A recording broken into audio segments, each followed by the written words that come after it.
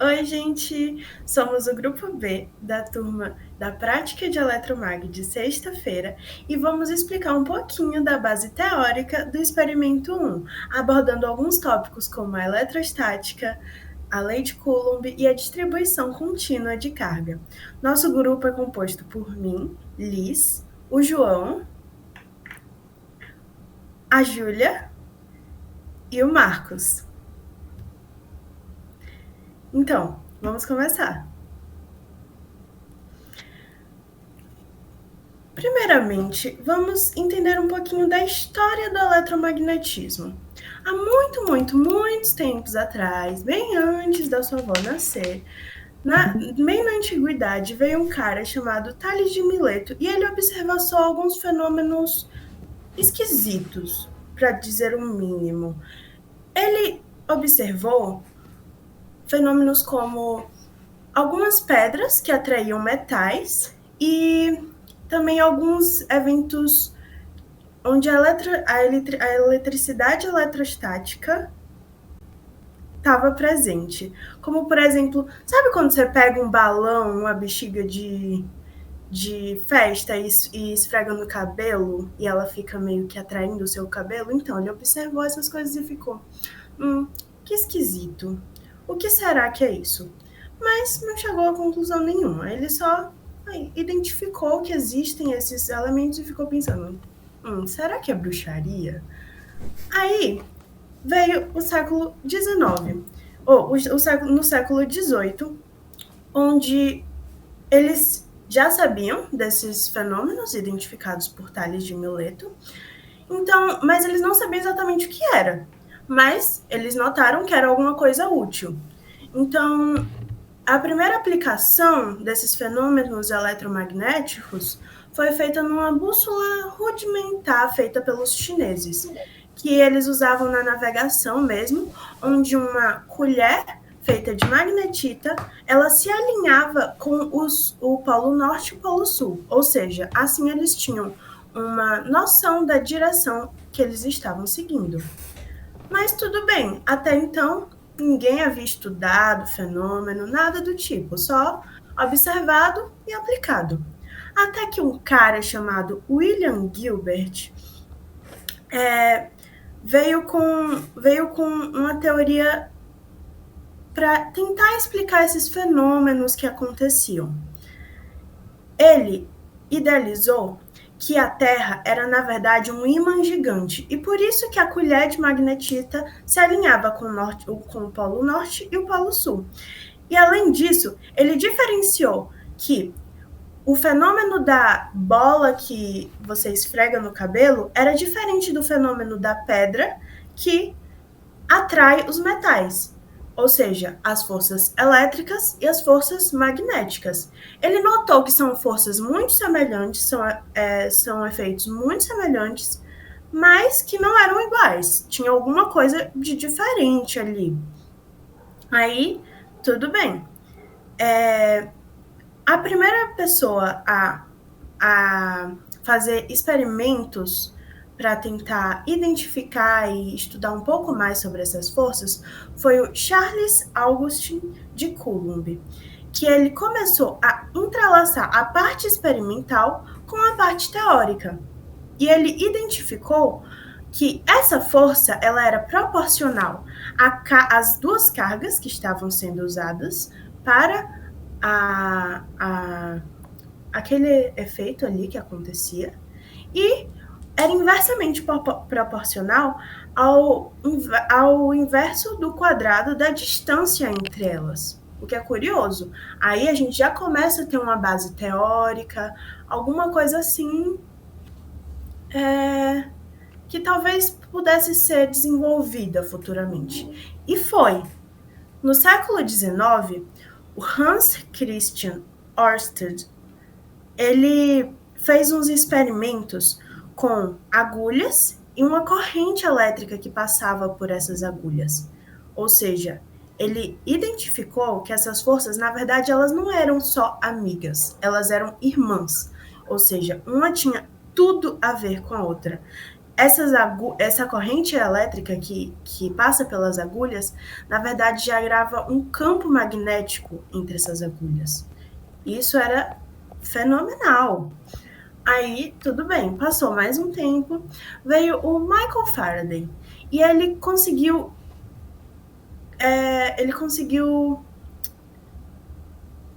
experimentar o inverso do que o Hans Christian Ørsted fez. Ao invés dele gerar um campo magnético por meio de uma corrente elétrica, ele gerou uma corrente elétrica por meio de uma movimentação de campos. Aí, depois, ainda no século XIX, veio o James Clerk Maxwell, que ele unificou teoricamente as duas forças. E ele falou, e ele provou por A mais B que a força elétrica e a força magnética, elas, na verdade, são uma só. E ele ainda deduziu as ondas eletromagnéticas, que existia alguma coisa que talvez pudesse ilustrar ondas eletromagnéticas. Nada completamente factual, mas ele deduziu que talvez exista alguma coisa do tipo. Então, essas ondas eletromagnéticas, por fim, foram detectadas e comprovadas experimentalmente pelo Heinrich Hertz. Aí, com toda a base teórica e experimental consolidada do eletromagnetismo, no século XX começaram-se as primeiras aplicações usuais dessas forças comprovadas, onde o Guglielmo Marconi começou a estudar um pouco do fenômeno e ele conseguiu fazer a telegrafia baseada em ondas de rádio. Pode passar. Agora vamos falar um pouquinho sobre a invenção da lâmpada elétrica. Tudo começou no século XIX, em 1802, quando Humphrey Davy ele percebeu que ao passar uma corrente elétrica num arco bem fininho, ele brilhava, ou seja, isso é interessante, isso é muito legal, imagina, num mundo completamente escuro, onde a luz era só proveniente do fogo, um brilho que não viesse exatamente do fogo, viesse de um arco elétrico incandescente. Isso era genial. Porém, não era uma aplicação muito usual, porque era uma luz muito intensa e não havia uma consolidação da estrutura de como isso pudesse ser feito. Então, o Warren de La Rue, ele foi lá, pegou o experimento do Humphrey Davy e tentou modernizar ele, tentou fazer com que ele fosse menos rudimentar. E aí, utilizando um filamento de platina em um tubo evacuado, ele fez uma lâmpada, porém era algo muito caro. Era algo bem mais tecnológico, porém era muito caro e completamente não usual. Porque vocês sabem quanto que a platina custa? Custa bem caro. Por isso, também não foi muito para frente. Mas teve um bom avanço ali, comparado com o experimento rudimentar do Humphrey Davy. Já pelos anos de 1870, veio o Joseph Swan, que ele tentou aperfeiçoar a lâmpada de Warren de La Rue. Tentou fazer com que tivesse um custo-benefício melhor. Ou seja, ao invés de fazer com um filamento de platina, ele fez com um filamento de carbono. O que, com certeza, é bem mais barato que a platina. E funcionou, deu certo. Era uma lâmpada incandescente funcional, porém durava muito pouco tempo, ou seja, não foi muito para frente também. Aqui temos a ilustração da lâmpada de La Rue, que é a lâmpada cara, né, a bem sofisticada, e a lâmpada de Swan, que foi um aperfeiçoamento da de La Rue, mas que não tinha uma durabilidade tão boa. Pode passar. Aí veio um cara chamado Thomas Edison. O Thomas Edison, ele falou, chegou nesse povo e falou assim: não, vocês não estão fazendo nada direito. Eu vou fazer esse negócio direito. E aí ele começou a pesquisar, buscar, estudar, e ele conseguiu, ele buscou um filamento perfeito, ele buscou a corrente perfeita, para que tudo estivesse nas condições ideais, para que pudesse existir um aparelho de fato funcional, prático, e que ele pudesse comercializar, né, gente? Aí tudo bem. Ele conseguiu, ele fez uma lâmpada com filamento de carbono em um bulbo de vidro com vácuo. E a partir disso, ele conseguiu criar uma lâmpada que durava quase 14 horas. Imagina, uma lâmpada que dura quase 14 horas num mundo que quase não tinha luz. Isso era surreal. Depois ele foi avançando nos estudos, foi aperfeiçoando a lâmpada dele e ele conseguiu lâmpadas que duram quase 100 horas. Então, ele, de fato, ele chegou nos caras e ele consolidou a invenção da lâmpada. Mas, lógico, tiveram muitos antecedentes a ele que o ajudaram nesse trajeto. Aí ele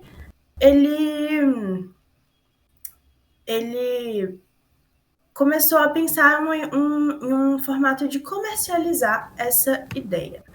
Então, ele fez uma parceria com o Swan, que foi o carinha lá da lâmpada que não dura muito tempo, e eles começaram a comercializar essa lâmpada, viram que estava indo para frente, até que o Thomas Edison foi lá e fundou a primeira usina elétrica comercial em Nova York, ou seja, numa cidade gigante.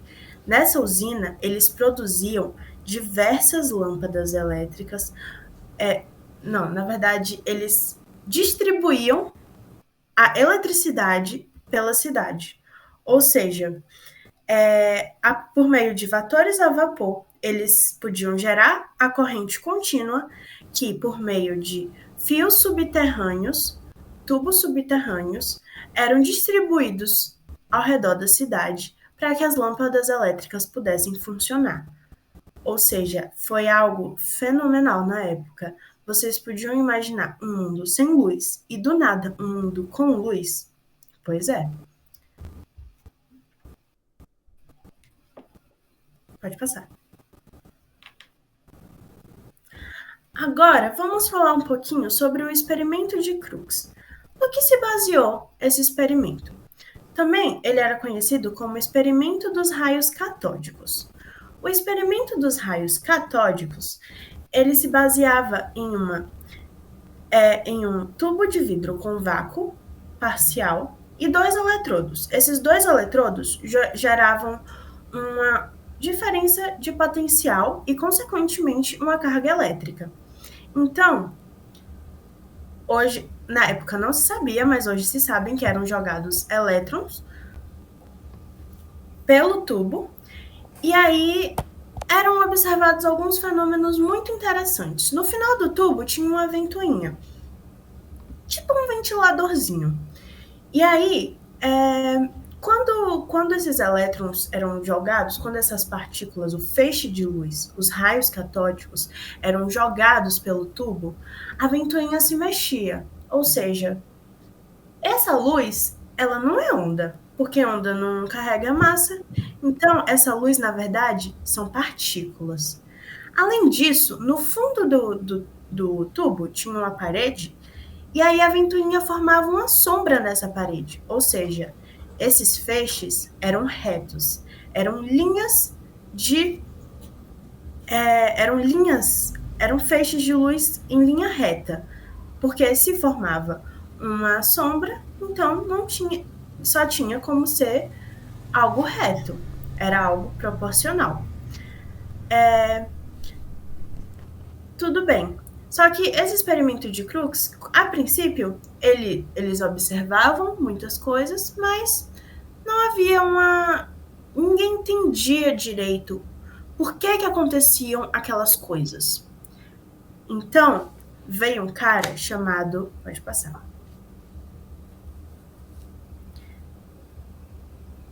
Thomson. O Thomson pegou esse experimento e começou a estudar ele.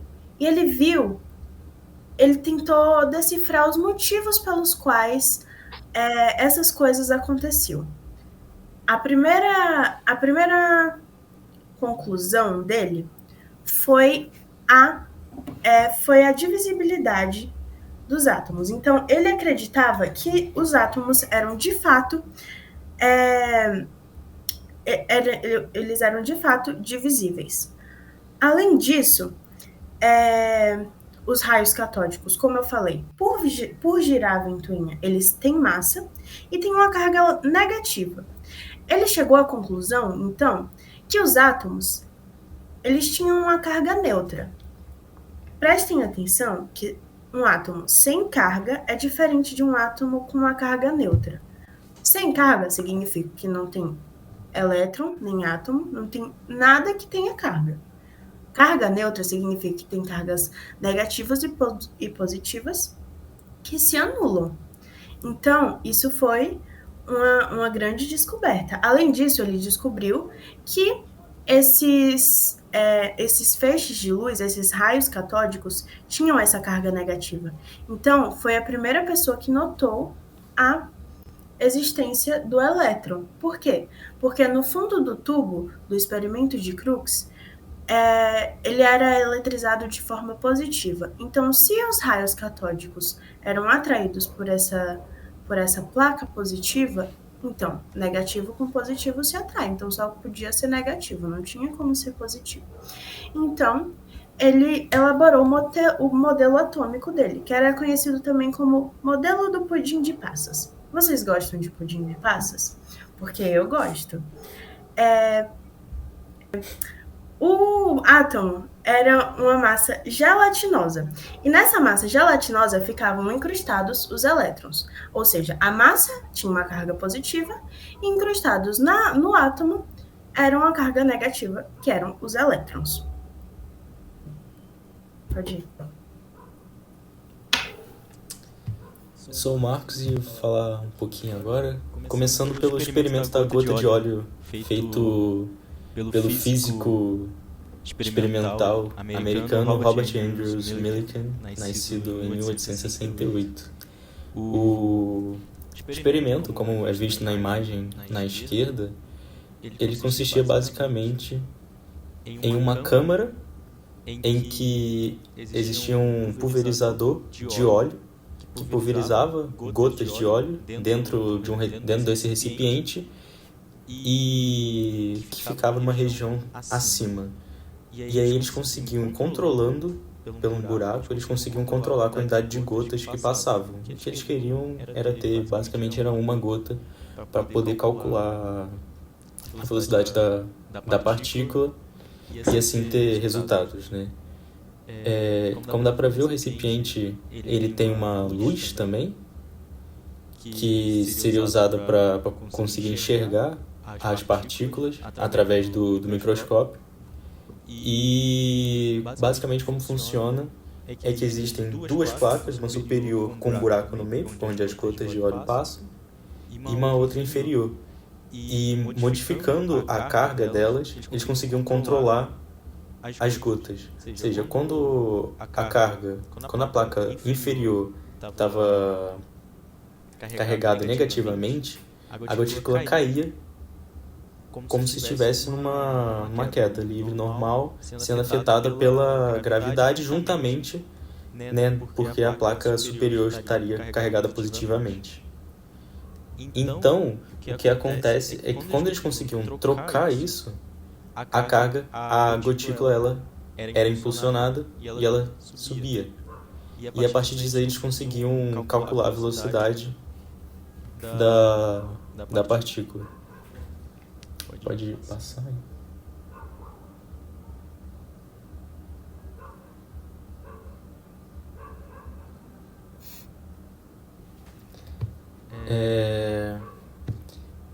A partir dos resultados medidos pelo microscópio, usando essas fórmulas, a fórmula da esquerda primeiro, Millikan conseguiu calcular o raio de cada gota e como ele olhava pelo microscópio e tinha os medidores, assim, ele conseguia saber certinho, né, a velocidade que a partícula que a partícula tinha dentro do recipiente, né? E aí ele calculando o raio dessas partículas, depois ele inseria esse raio junto de outros dados adquiridos, como a velocidade de subida, a velocidade de descida.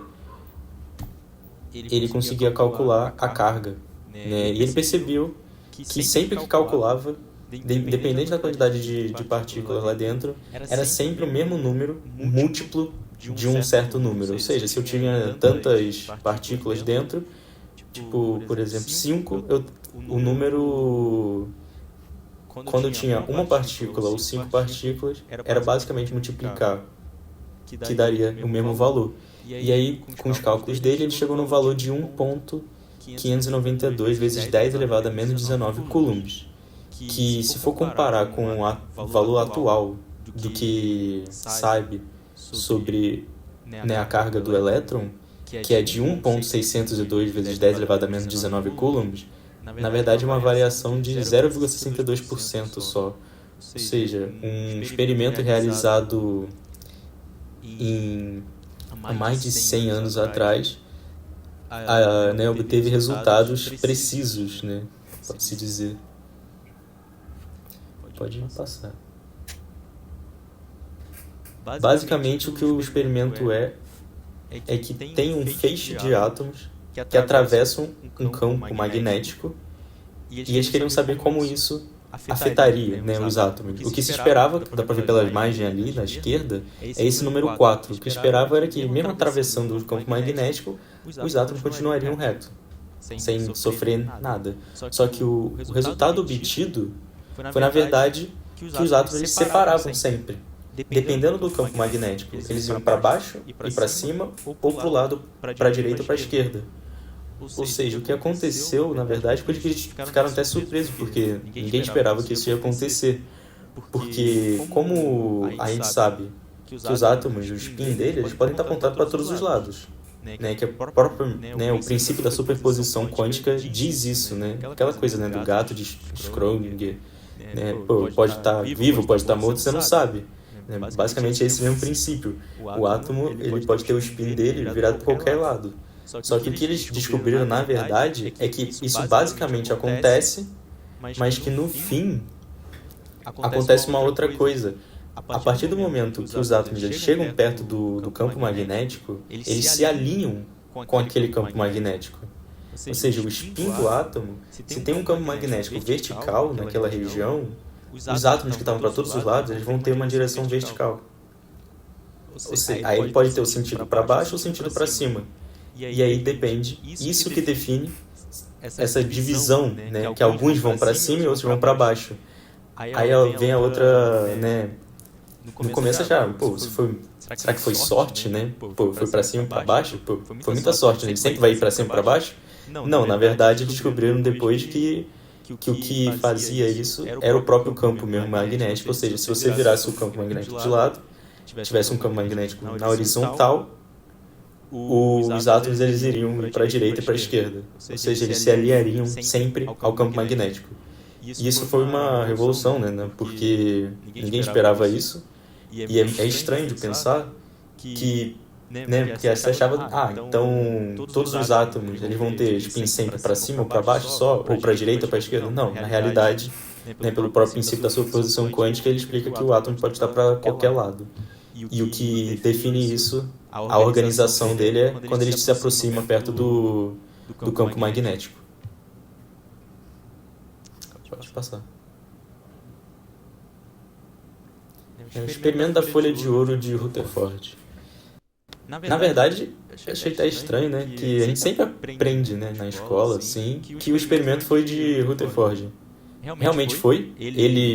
Mas ele pediu, né, para dois, né, físicos realizarem o experimento na realidade. Ele era o supervisor do experimento, mas na realidade foi ele, né, assim, que fez. Quem fez foi o Geiger, esse da esquerda, da foto superior ali, é um alemão, nascido em 1882, e o Ernest Marsden, né, um inglês, nascido em 1889. E aí o próprio Rutherford, né, que servia como supervisor deles, né, nascido na Nova Zelândia, não sabia também. E isso foi um experimento que eles queriam realizar para confirmar, né, se o modelo de Thomson realmente era válido ou não, né. E aí eles realizaram esse experimento que basicamente consistia em emitir, né, átomos, né, um feixe de luz que bateria numa folha muito fina de ouro, né. E em volta dela, né, uma esfera assim, tinha uma lente fluorescente que para detectar, né, as partículas alfas que eram emitidas. Não era luz, na verdade, era a partícula alfa de radiação que era emitida, né. E aí o que, né, todo mundo esperava, de acordo com o modelo do Thomson, que iria acontecer é que as partículas alfa só iriam atravessar sem sofrer nenhuma deflexão. Só que o que aconteceu na realidade é que algumas partículas, uma em cada 20.000 partículas alfa, elas voltavam, ou elas tinham um ângulo de deflexão muito grande, né, como dá para ver na própria imagem. Tem algumas que voltam, né, vão para baixo, outras vão para cima, algumas refletem um pouquinho, atravessam a folha e vão para cima. Isso se dá, né, pelo... Pode passar aí, que fica um pouquinho melhor de enxergar, né? Que, de acordo com o modelo anterior, a partícula a alfa só iria atravessar, mas o que mostrou, na verdade, era que essas partículas podiam voltar. E quando elas voltavam, na verdade, era quando elas estavam batendo no núcleo do átomo. Né? E algumas reflexões assim menores era quando ela passava perto dos elétrons. Né? Aí tá umas, né, frases que o próprio Rutherford falou depois da vida, né? Ele falou: foi o momento mais extraordinário da minha vida. Era como se bombardeassem uma folha de papel com obuses de 40mm e alguns deles ricocheteassem de volta. Realmente, para eles não fazia sentido isso acontecer, né? Porque a visão deles na época era completamente diferente do modelo atômico, né?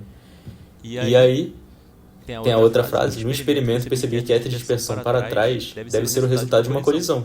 E quando eu fiz os cálculos, vi que era impossível obter qualquer coisa dessa ordem de grandeza a menos que você tome um sistema no qual a maior parte da massa do átomo foi concentrada em um núcleo minúsculo. Foi quando eu tive a ideia de um átomo com um pequeno centro de massa levando uma carga.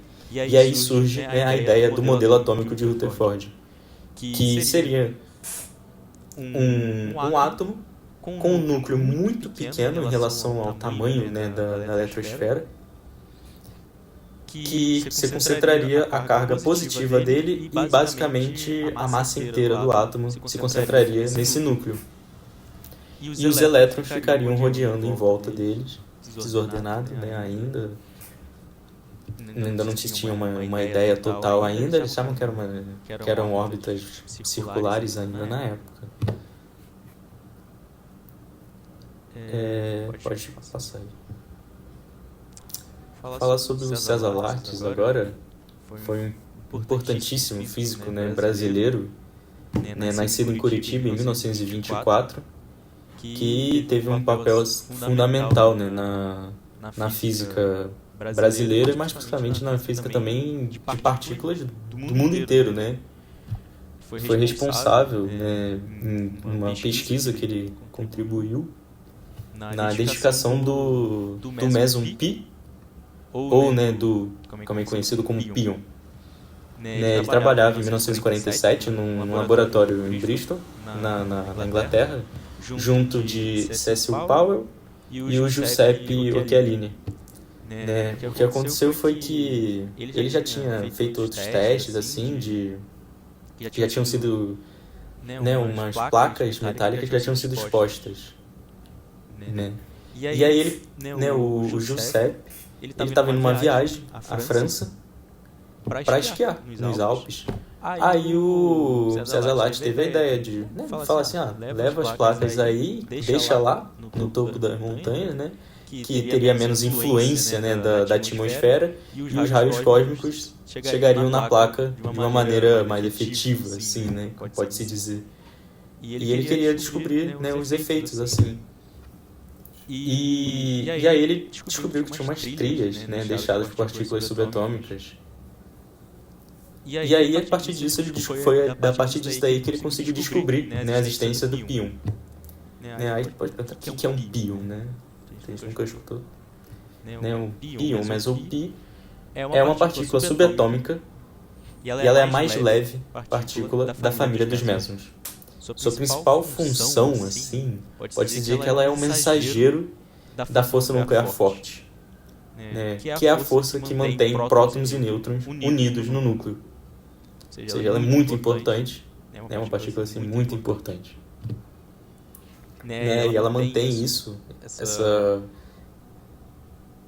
união, né, dos prótons e dos nêutrons, e evita a repulsão, né, elétrica também entre os prótons. O que na realidade acontece é que o meson pi ele é meio que trocado entre os nêutrons e os prótons constantemente. E esse processo de trocar é o que mantém o equilíbrio. Tem esse equilíbrio e uma força atrativa muito grande. Né? Aí, a parte, né, do Prêmio Nobel de Física, que foi um acontecimento, né, que acho que todo mundo sabe, né, fica a grande pergunta, né? Foi a partir desse estudo dele, né, junto dos outros dois, né, físicos, que veio a grande polêmica, né? Por que ele não recebeu o Prêmio Nobel de Física de 1950, né? Basicamente, né, o que dizem, né, o que é o mais aceito é que naquela época a revista ela só dava o prêmio para o líder da pesquisa. E como o Powell era o líder da pesquisa deles, mesmo não tendo sido ele que, né, que descobriu realmente o meson pi, ele acabou recebendo esse prêmio por ser o líder da pesquisa, né? Puta, uma coisa assim injusta, né? Se pensar. Mas foi o que aconteceu. E aí ele trabalhou em outros lugares depois, ele foi para os Estados Unidos, ficou nos Estados Unidos lá um tempo, e aí foi até oferecido, né, mais cargos, né, também nos Estados Unidos. E aí ele resolveu, né, ele pensou assim, pô, eu posso, né, ir ajudar outros países a desenvolver a física deles, ou eu posso ajudar o meu país, né? E aí ele resolveu voltar para o Brasil e desenvolver a física brasileira. E foi muito importante, né? E aí criou, é muito importante, tem diversos, né? Mostra a importância dele, são a quantidade de homenagens dele, como a própria plataforma Lattes, né? Que todo mundo conhece, os currículos Lattes e tal. O nome é uma homenagem a ele, né? Como diversos outros laboratórios aí que tem pelo Brasil. E uma das suas grandes feitos assim no Brasil foi criar, né, o Centro Brasileiro de Pesquisas Físicas, que é um centro renomado, né, no mundo inteiro e muito importante. Outras coisas que ele realizou durante a sua vida foi que ele virou professor da USP, da UFRJ e da Unicamp. Interessante, foi em vários lugares, né? E teve uma vida longa e muito importante, né? Até hoje, com suas influências, né, no mundo e no Brasil. É isso. A gente passa aí. Então vamos lá. Tá dando pra me escutar aí, né? Uhum. Bom, vamos começar falando sobre o LHC.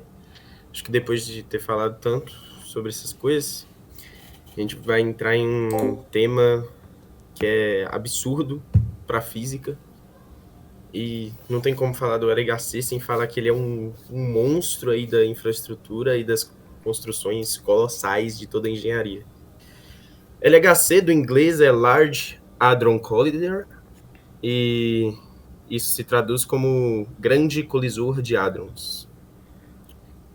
Então, começando a explicar sobre o LHC, a gente tem alguns conceitos que a gente precisa entender antes de entender o porquê que fazem isso.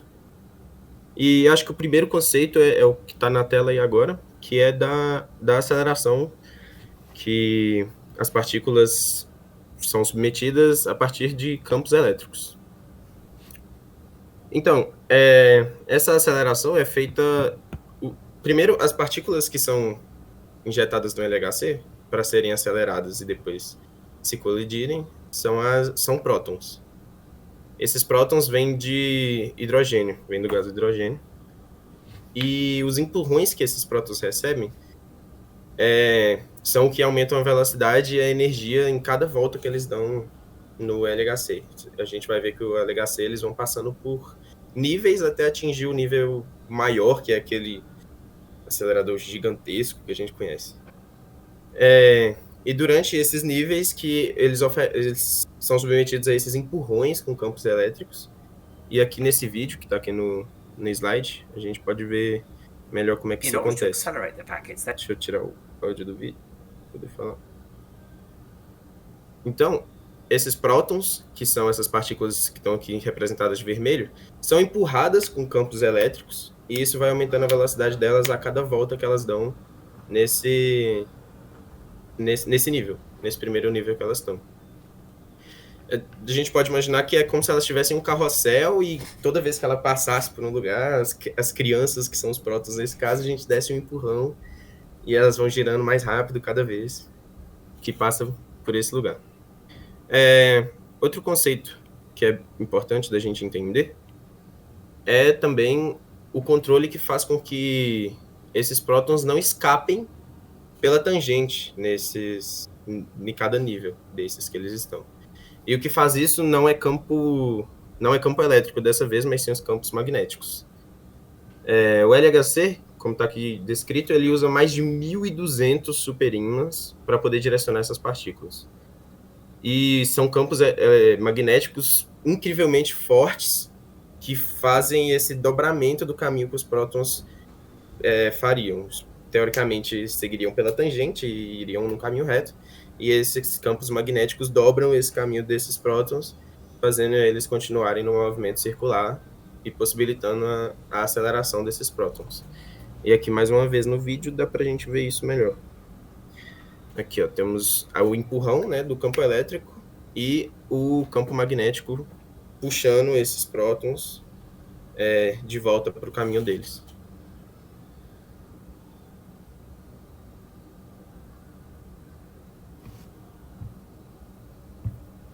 E aí, bom, para quê, né, que fazem tudo isso? Como eu disse, o LHC, esses prótons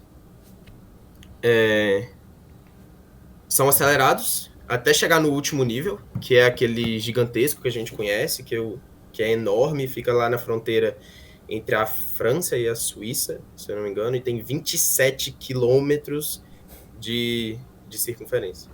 E esses prótons são acelerados até chegar nesse último nível para poder ganhar uma energia que a gente mede em electronvolts.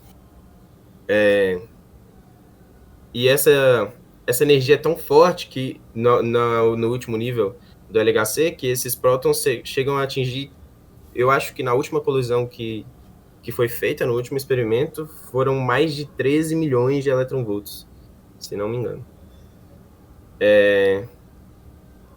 E para que fazem isso? No final, os prótons não é só um grupo que é acelerado, são dois grupos. E quando chega no último nível, quando eles vão ir para o último nível do LHC, que é o maiorzão, de 27 km, eles são divididos e entram no LHC com direções opostas. Continuam sendo acelerados até que se colidem. E é essa colisão que é o mais importante para a gente poder estudar. Quando esses prótons se colidem, eles se dividem em diversas partículas que a gente busca compreender, porque muitas dessas partículas revelam a construção mais fundamental do nosso universo e revelam também como se deu o Big Bang lá atrás. Bom, nesse vídeo aqui tem uma representação de como é que essa colisão acontece.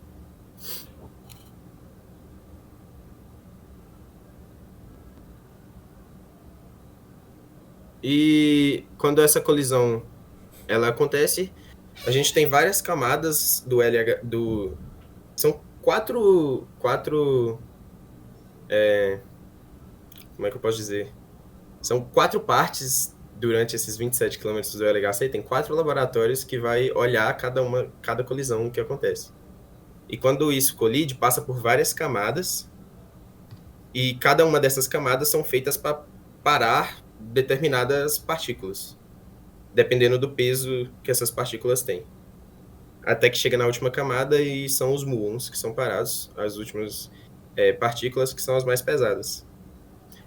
Uma das descobertas mais interessantes que teve no LHC foram os próprios bósons de Higgs, que foram descobertos, assim, eles já tinham sido teoricamente postulados, mas foram descobertos e comprovados em uma das últimas colisões que aconteceu no LHC.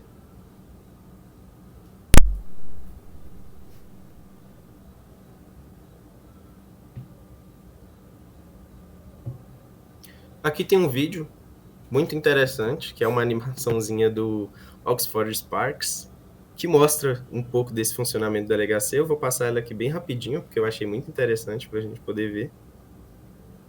Deixa eu dar uma acelerada nela aqui.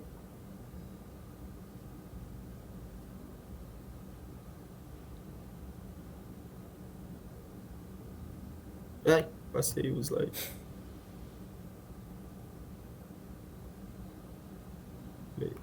Tá rápido ainda?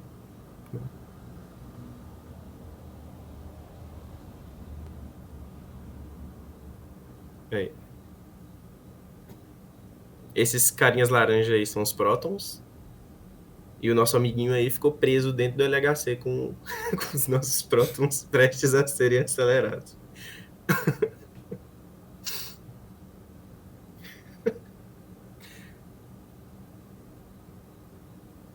Aí os prótons começam a ser acelerados com aqueles empurrões com campo elétrico que eu expliquei. E ó, ali dá para ver os níveis que ele passa. Vai sendo acelerado cada vez mais e sendo mandado para níveis maiores.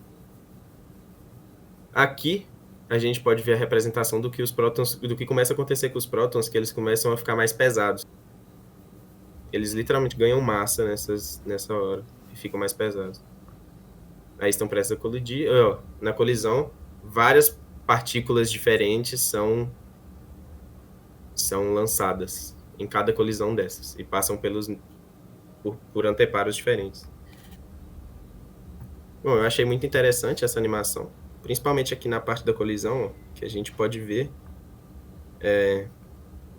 quando essas partículas se colidem, elas liberam várias outras partículas diferentes que vão passando por anteparos diferentes, algumas param nesses anteparos.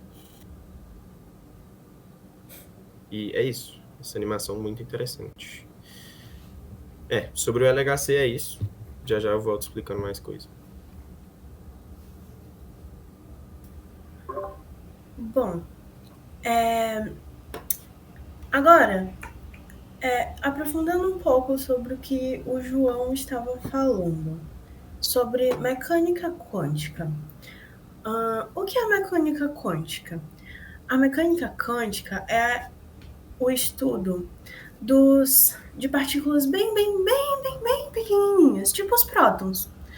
Vocês já assistiram Homem-Formiga Quantumania? Talvez isso dê para ter uma noção, ter uma ideia do que exatamente é. Mas o que é exatamente? Vamos lá. Na interação de dois campos magnéticos, dois campos eletromagnéticos, eles notaram que existia uma espécie de força. Só que eles queriam provar que essa força, na verdade, não era só um resíduo eletrostático. Não, não era. Na verdade, essa força era um vácuo, era um vácuo, era um vácuo quântico. Ou seja, eles primeiro, ao contrário do eletromagnetismo, que, como eu falei, foram feitos muitos experimentos, muitas aplicações até ter uma base teórica, aqui eles desenvolveram primeiro a base teórica, com essa formulinha aqui, dessa força existente entre os campos, na interação entre os campos. E aí eles queriam, na verdade, provar que essa força não era do resíduo eletrostático, era do vácuo quântico. Então, como é que eles fizeram esse experimento? A princípio, eles tentaram colocar duas placas planas alinhadas, só que a distância entre essas duas placas tinha que ser muito, muito, muito pequenininha, na casa dos nanômetros. Ou seja, era muito difícil de alinhar essas duas placas e ter uma noção boa do que estava acontecendo ali de fato. Então, ao invés dessas placas, eles pegaram uma esfera coberta de folha de ouro e colocaram numa barra de torção. Ok. Só que essa barra de torção era muito, muito, muito, muito sensível. Ela era ultra sensível. Ou seja, se você respirasse perto dela, ela já se movia. Então, tinha que ter bastante cuidado. Mas já resolvia o problema do alinhamento das placas. E aí, você aproximava uma placa também que gerava um campo dessa esfera, bem, bem, bem, bem pertinho. E aí, quando você aproximava, essa barra que estava segurando a esfera, ela sofria uma pequena deflexão. Como ela era muito sensível, ela conseguia sentir esse efeito. E aí para identificar esse efeito, para calcular esse efeito, para calcular essa deflexão e entender o que estava acontecendo ali, eles passavam um laser por essa organização. E aí, com isso, eles conseguiam medir essa deflexão da placa. E com o primeiro experimento, com esse primeiro teste do efeito que foi chamado posteriormente de efeito Casimir, eles conseguiram comprovar que essa força, na verdade, era o vácuo quântico. Então, isso era algo muito bom, porque a hipótese deles estava certa. Eles estavam certos. Posteriormente, com experimentos mais rebuscados, mais elaborados, eles conseguiram identificar uma porcentagem de erro, mas tudo dentro dos conformes. Ou seja, foi comprovada a existência desse vácuo quântico que foi chamado de efeito Casimir. Hoje em dia, o efeito Casimir ele é muito importante, sobretudo na aplicação de nanotecnologia, nessas novas tecnologias que precisa de tratar com estruturas muito pequenas que às vezes não são nem visíveis a olho nu. Então, esse experimento foi muito importante por causa disso. Pode passar. Então, pessoal, voltamos, bora lá. Acho que depois de falar do LHC, a gente vai falar agora sobre um outro experimento muito complexo, meio complicado de se entender, inclusive, e muito importante para o eletromagnetismo no geral. E esse experimento é o ADMX, que vem do inglês de Action Dark Matter Experience. Acho que para traduzir, dá para traduzir como experiência do Action da matéria escura, algo assim. Enfim, o ADMX ele tem como intuito buscar a existência da matéria escura e provar que ela existe. Então, a matéria escura, de acordo com alguns estudos, ela compõe cerca de 85% da massa do universo. Só que a gente não pode ver ela porque ela não interage com a luz. Então, a gente não pode nem ver e nem detectar ela por meios comuns, porque ela não interage com o campo eletromagnético.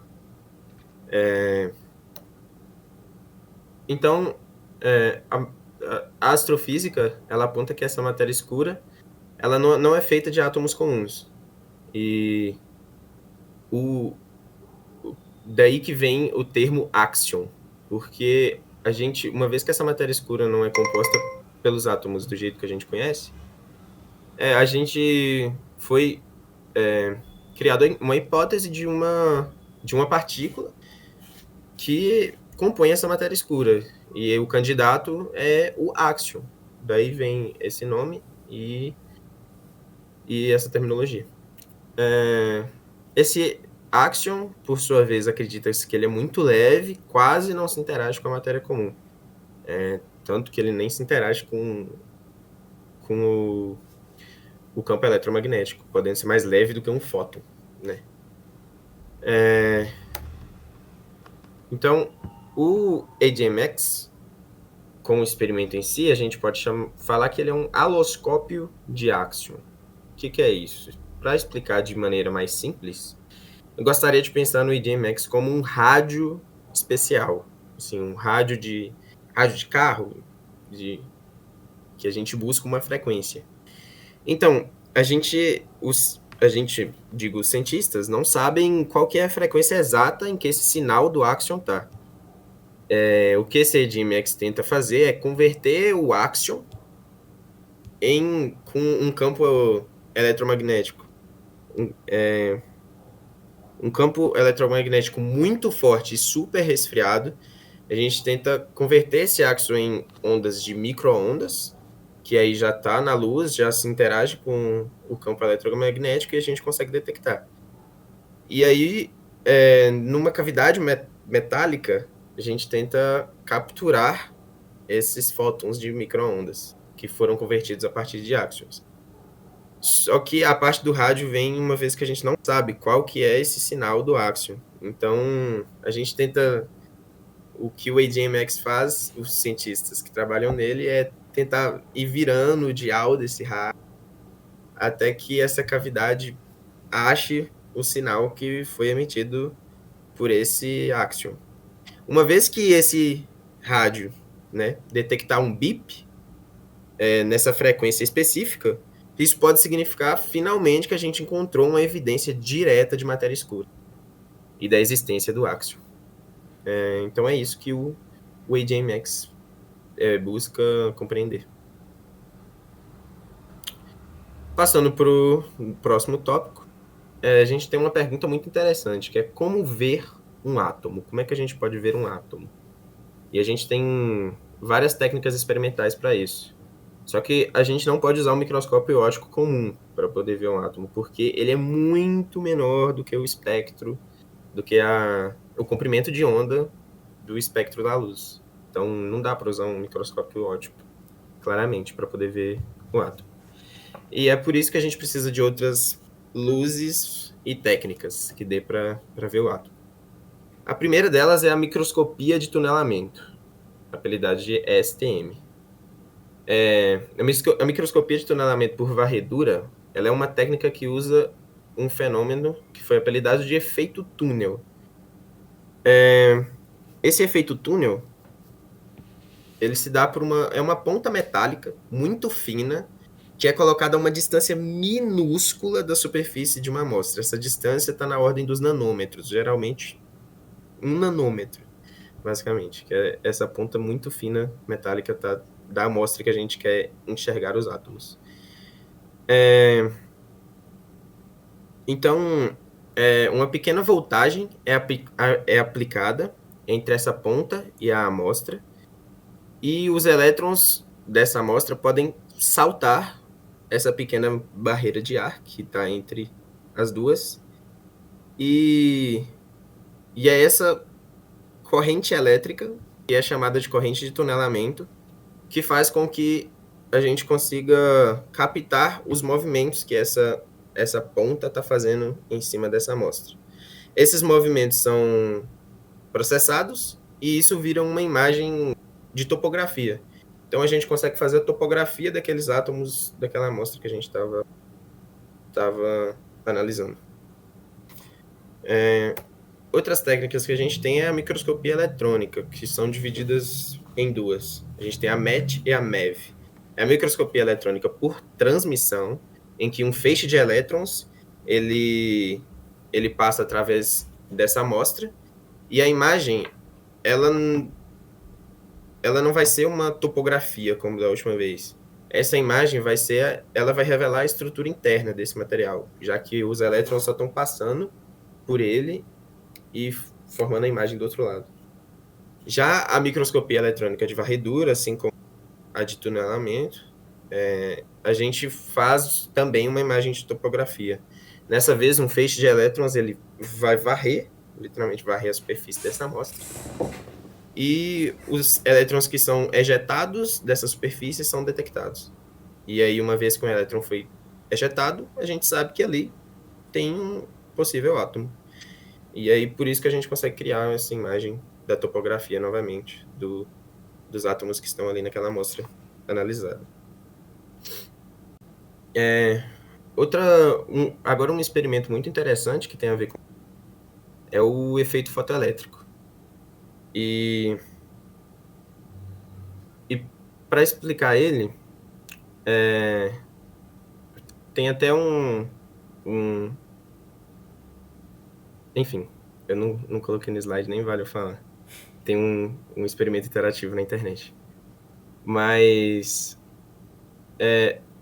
esse efeito fotoelétrico acontece quando a gente atinge um material, geralmente um metal, com luz. A gente vai incidir uma luz sobre esse metal e os elétrons desse metal vão ser ejetados da superfície. E quando esse experimento foi feito, tivemos 3 resultados que na época desafiavam muito a física clássica do jeito que a gente conhece hoje. Aqui estão os 3. O primeiro deles é a frequência mínima. Então, foi mostrado que para que esses elétrons fossem ejetados, a luz tinha que ter uma frequência mínima, que era chamada de frequência de Corr. Abaixo dessa frequência, não importava o quão intensa a luz fosse, nenhum elétron era liberado. Então, acabou que a gente descobriu que essa ejeção dos elétrons depende só da frequência e não da intensidade da luz. Na física clássica, a gente acreditava que a luz era uma onda. E que uma luz mais intensa deveria sempre ejetar elétrons, desde que a intensidade fosse suficiente. Isso caiu por baixo. Como a gente pode ver aqui na expressão de baixo, a energia eu já chego lá. O segundo resultado que obteve no experimento foi a instantaneidade, que também era contra a física clássica naquela época. Os elétrons, quando eram atingidos por essa luz, eles eram ejetados quase que instantaneamente, sem qualquer atraso. E a física clássica previa que os elétrons precisariam de um tempo para poder absorver essa energia suficiente para poder ser ejetado depois. E agora que a gente entra no terceiro resultado, que é correlacionado com o primeiro, que é a energia dos elétrons. A energia dos elétrons que eram ejetados, ela depende unicamente da frequência da luz, como eu falei, não da sua intensidade. Então, uma luz mais intensa, ela só aumenta o número de elétrons, mas não a energia dos elétrons que estão sendo ejetados. Como a gente pode ver aqui na expressão de Max Planck, a energia do elétron depende só da constante de Planck e da frequência. Então, não tem nada a ver com a intensidade da luz.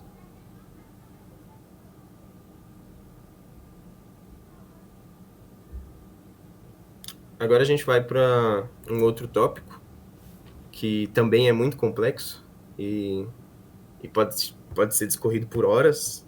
Então, eu vou tentar falar só mais um resumo sobre isso, que é o modelo padrão da física de partículas. Eu acho que todo mundo que se interessa bastante por física, já estudou eletromagnetismo, qualquer tanto na vida, já deve ter visto essa imagem. Aqui que tem os quarks, leptons e a gente quase nunca que entende o que é que isso quer dizer. Mas, basicamente, esse modelo padrão, eu acho que é talvez a teoria mais importante da física moderna.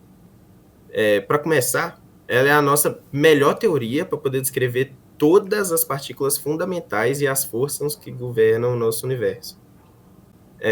Quase tudo que a gente vê no universo, esse computador aqui que está na minha frente, a Lua, a Terra, quase tudo isso é explicado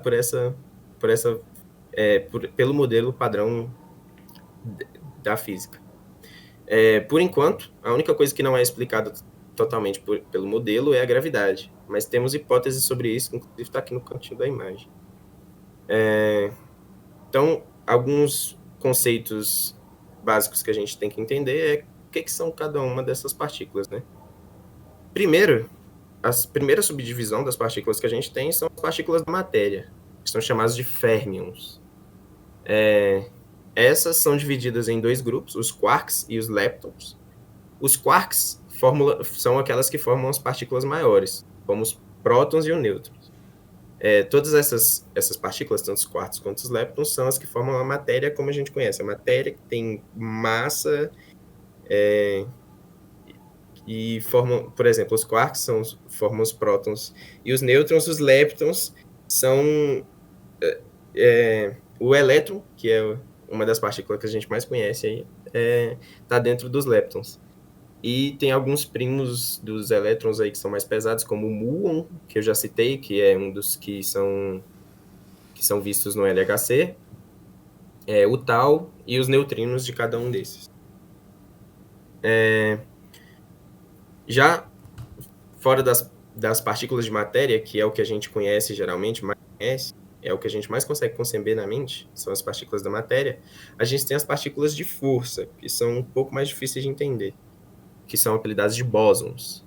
A primeira, mais conhecida de todas, é o fóton, porque ele transporta a força eletromagnética. O fóton funciona mais ou menos, que nem o Marcos tinha falado lá do pion. O fóton funciona como um mensageiro que vai nos dizer quando essa força eletromagnética está em ação. Aqui nas partículas de força, a gente tem uma coisa mais fundamental ainda, campos. A gente tem os campos onde cada uma dessas partículas atua. Mas é uma coisa mais complexa de ser explicada. Então, o fóton atua sobre o campo eletromagnético, e sempre que a gente tem cargas eletromagnéticas se atraindo ou se repelindo, os fótons estão lá para poder ser o mensageiro dessa força que atrai e repele essas partículas. Outra partícula que também está aqui é o gluon, que a terminologia da palavra vem literalmente de glue, do inglês, que é cola, porque ela funciona mais ou menos como uma cola da força nuclear forte. É bem aquilo que o Marcos já tinha falado, na verdade. A gente, na força nuclear forte, que é o que não deixa os prótons... Os dois prótons são positivos e vários prótons estão juntos no núcleo do átomo. O que não deixa esses prótons se repelirem, já que eles têm a mesma carga, é a força nuclear forte. E o que atua nesse campo da força nuclear forte são os gluons. Então, do mesmo jeito que o fóton é o mensageiro da eletromagnética, os gluons são os mensageiros da força nuclear forte. Então, esses prótons, eles ficam trocando gluons, vamos assim dizer, para poderem se manter juntos. Os bósons W e Z, eles são responsáveis pela força nuclear fraca, que é o que causa o decaimento radioativo, por exemplo. E o bóson de Higgs já é um pouco mais complicado, porque ele tem um campo próprio, que a gente nem ouve muito falar, que é o campo de Higgs. Mas tem uma analogia muito boa que se pode fazer, que é o seguinte: o campo de Higgs, a gente pode imaginar que ele é uma piscina e as partículas de matéria são como os nadadores que estão naquela piscina. Então, se não fosse o campo de Higgs, todas as partículas agiriam como fótons e estariam viajando na velocidade da luz e nada aconteceria no universo e ia ser uma total caos e bagunça. Mas por causa do campo de Higgs, essas partículas sofrem uma resistência ao tentar se mover. E é essa resistência, literalmente, é essa resistência que as partículas têm no campo de Higgs, que é a massa que a gente conhece, que é a propriedade de massa que a gente conhece. Então a massa é uma resistência que a partícula tem a se mover. E daí vem toda aquela outra coisa da física, inércia e etc. Então, tudo está aqui nessa base do bóson de Higgs. Ele já tinha sido teorizado há muito tempo, mas como eu disse, foi só por agora com o LHC que a gente conseguiu comprovar a existência do bóson de Higgs. E como eu tinha dito da gravidade, que ela não é explicada ainda pelo modelo padrão da física, a gente tem só uma hipótese do graviton, que a gente pode dizer que é outro bóson hipotético. Que o graviton também seria como os mensageiros aí da força gravitacional. Agora, um outro experimento, também muito complexo, quem diria, é o experimento do teletransporte quântico. Aqui a gente já vai entrar num tema que é bem difícil de ser compreendido, mas eu vou tentar buscar algumas analogias que são muito usadas para poder explicar ele, para deixar mais fácil de entender. E começando também com conceitos mais básicos que a gente precisa entender. Já vocês vão entender por que tá a Alice nos Países das Maravilhas aqui, o Bob Esponja. Mas vamos começar com alguns conceitos que eu preciso explicar para poder falar sobre o experimento em si. O primeiro deles é o entrelaçamento quântico. Em inglês, Quantum Entanglement. Então, o entrelaçamento quântico ele é o alicerce de todo esse experimento do teletransporte quântico. Ele é um fenômeno onde duas partículas elas estão interligadas de tal forma que o estado delas afeta instantaneamente o estado da outra partícula, não importa a distância que esteja separando elas. Se eu tenho duas partículas entrelaçadas, eu posso estar na Terra e alguma outra pessoa no outro laboratório na Lua, as duas estão entrelaçadas, o estado de uma vai afetar o estado da outra instantaneamente. Eu posso imaginar, aqui eu coloquei duas moedas para poder lembrar de falar que eu posso imaginar como se fosse duas moedas de R$1. Eu tenho as duas moedas e se elas estiverem entrelaçadas e eu jogar uma moeda e der coroa, a outra necessariamente vai dar cara. Então, é isso que quer dizer que o estado de uma e da outra estão correlacionados. Então, os resultados do que eu meço em uma moeda necessariamente está correlacionado com o da outra. Percebe que eu falei que uma deu cara e a outra deu coroa. Então, é bom lembrar que os estados estão correlacionados, mas não são iguais. Não necessariamente os estados são iguais. Então, eles só estão correlacionados. O segundo conceito é a medida de Bell. Essa medida é a operação que torna todo o teletransporte quântico possível. Então, no experimento, uma medida ela é realizada em duas partículas, e é a partícula cujo estado a gente quer que seja teletransportado, e a outra partícula que está entrelaçada com outra. Essa medida específica, ela destrói o estado da primeira partícula, mas ao mesmo tempo vai extrair a informação desse estado e vai transferir para a partícula que está entrelaçada. Então agora eu já posso explicar com a Alice e com o nosso Bob o que é o que é esse experimento. Então, para a preparação do experimento, primeiro a gente precisa criar um par de partículas que estejam entrelaçadas. Nesse caso, a partícula B e C. Coloquei elas da mesma cor para a gente poder lembrar que as duas estão entrelaçadas.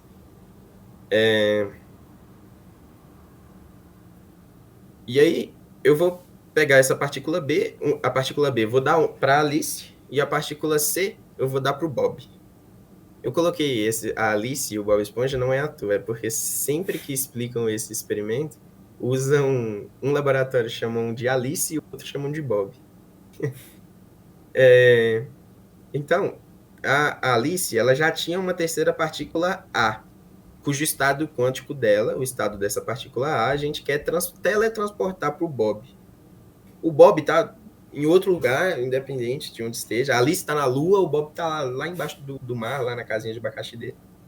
E a gente quer transportar o estado dessa partícula A lá para o Bob. Então, o que acontece?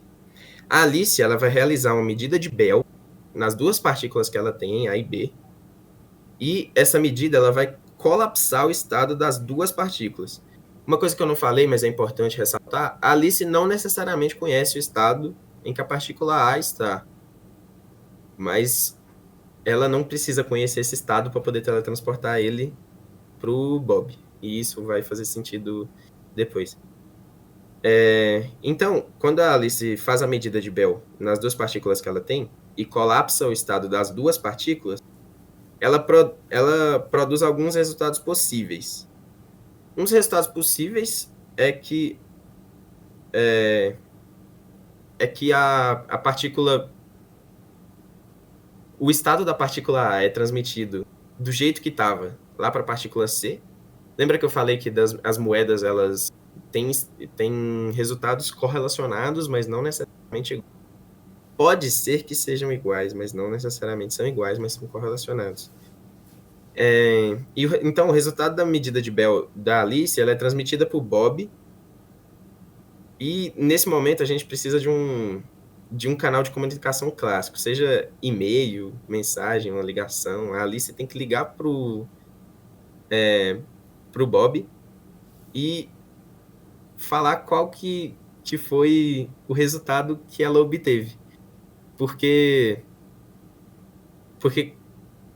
a Alice falando isso, o Bob vai saber o que ele precisa fazer, qual operação ele precisa aplicar na partícula dele, para poder resgatar o estado que a partícula original da Alice tinha. Não necessariamente a Alice sabendo qual que era esse estado. Então, o resultado que a gente obtém é que a partícula C do Bob ela assume o estado quântico original da partícula A da Alice, sem que essa partícula em si viajasse pelo espaço. Então, a partícula A original perde o seu estado nesse processo. A partícula A vai perder o seu estado original, mas esse vai ser transferido para a partícula C que o Bob tinha. E... vou passar. Aí.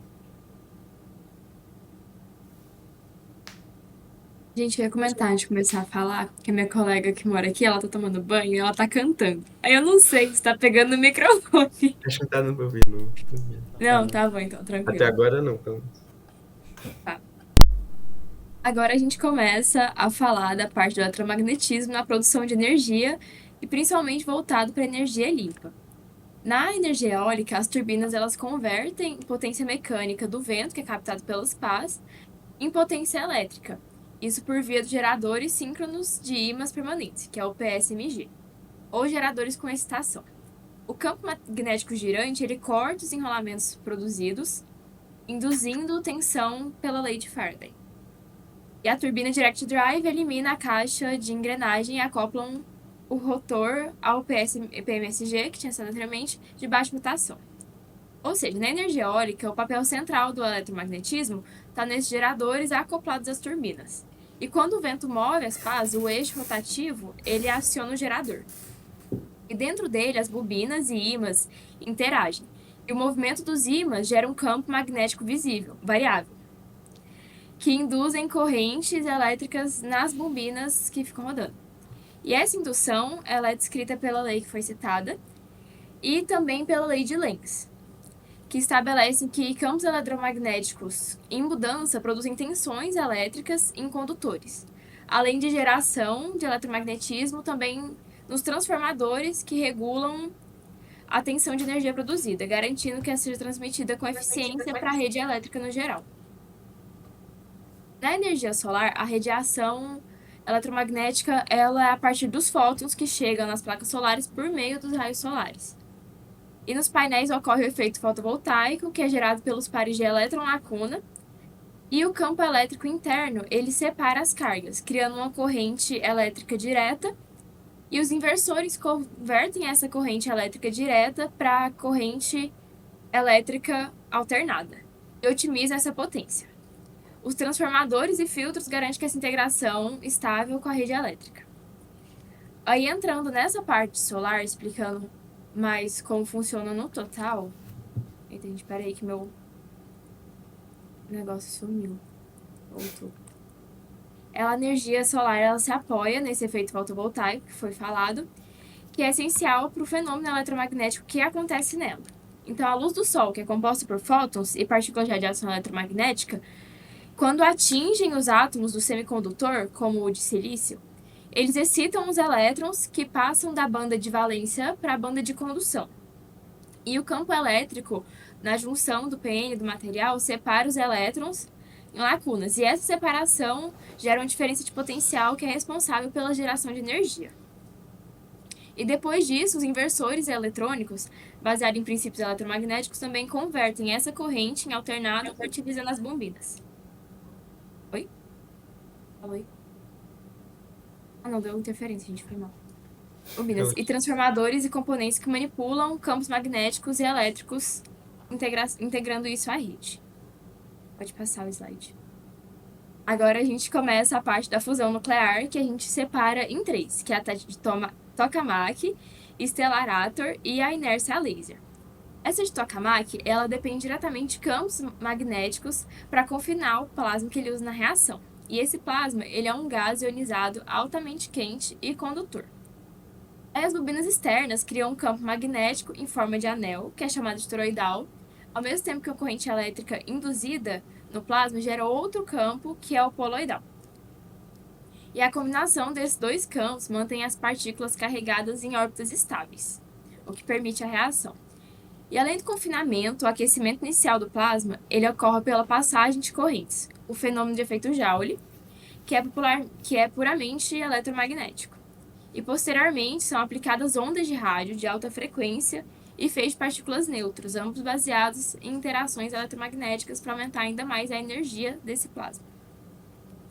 Já em stellarator, ele também utiliza esses campos magnéticos para guiar as partículas, mas sua inovação está em não depender de correntes elétricas por meio do plasma. O confinamento é obtido por bobinas externas complexas que geram campos magnéticos tridimensionais. E o desenho desses campos evita a instabilidade e cria trajetos controlados para esses elétrons e para esses íons. E o princípio fundamental é a ação do campo magnético sobre as partículas carregadas, que obriga elas a descrever trajetórias helicoidais em torno de linhas de campo, impedindo que o plasma se espalhe por todo o sistema. E por último, a inércia laser, o princípio dela é formado por radiação eletromagnética concentrada. Quando um feixe incide sobre a cápsula de combustível, a sua energia é absorvida e é convertida em calor, o que aquece muito rapidamente o material. A pressão de radiação, outro fenômeno também eletromagnético, atua comprimindo a cápsula até que a densidade e a temperatura sejam suficientes para iniciar a fusão. E todo esse processo é mediado por interações entre os fótons e as partículas carregadas, desde a absorção da luz até a emissão de radiação pelo plasma que é formado. Agora a gente passa para o próximo slide. E a gente entra nos três últimos tópicos da utilização do eletromagnetismo para geração de energia, que é a energia sem fio, a piezoeletricidade e as turbinas submarinas. Na transmissão sem fio, a gente explora os campos elétricos e magnéticos variáveis. No acoplamento indutivo, a corrente alternada da bobina ela gera um campo magnético variável, que por indução eletromagnética ela cria uma corrente em outra bobina. No caso da ressonância magnética, as bobinas são ajustadas para oscilar na mesma frequência, o que maximiza a transferência de energia entre elas. Outras formas, como o uso de micro-ondas ou lasers, também são baseadas em ondas eletromagnéticas propagadas no espaço. Elas transportam a energia até receptores específicos e, em todas as modalidades, a energia é transmitida por meio de interações eletromagnéticas em campos próximos, que são indutivos, ou em ondas que viajam longas distâncias. Na piezoeletricidade, ele tem como fundamento a organização interna das cargas elétricas em cristais. Quando o material sofre uma deformação mecânica, os centros de carga positiva e negativa eles se deslocam, criando um campo elétrico no interior desse cristal. Esse campo ele resulta em uma diferença de potencial mensurável nos terminais do material, que gera a energia elétrica. E essa energia ela pode ser utilizada para alimentar circuitos elétricos de baixa potência. Embora pareça um efeito muito mais mecânico, a sua base também é eletromagnética, o rearranjo de dipolos elétricos internos no material, que gera o campo elétrico e movimenta os elétrons produzindo essa corrente que é utilizada pelo sistema. E nas turbinas submarinas, o que acontece é a conversão de energia cinética das correntes, que são no fundo do oceano, onde ele está presente, em eletricidade por meio da indução eletromagnética. As pás elas giram com a força da água que chega no submarino, movimentando um rotor acoplado a um gerador. E nesse gerador, ímãs em movimento eles criam um campo magnético variável, em torno de bobinas condutoras, induzindo uma corrente elétrica conforme a descrição da lei de Faraday, igual a gente citou na outra anteriormente. O princípio é mesmo dos aerogeradores e usinas hidrelétricas, mas ele é aplicado debaixo d'água. Então, o mesmo sistema de água induzindo as pás a girar e produzindo energia também é utilizado nesse, porém no fundo do oceano. E o eletromagnetismo ele garante tanto a geração de eletricidade quanto a formação de tensão em transformadores, para que essa energia seja transmitida por cabos submarinos até a rede em terra.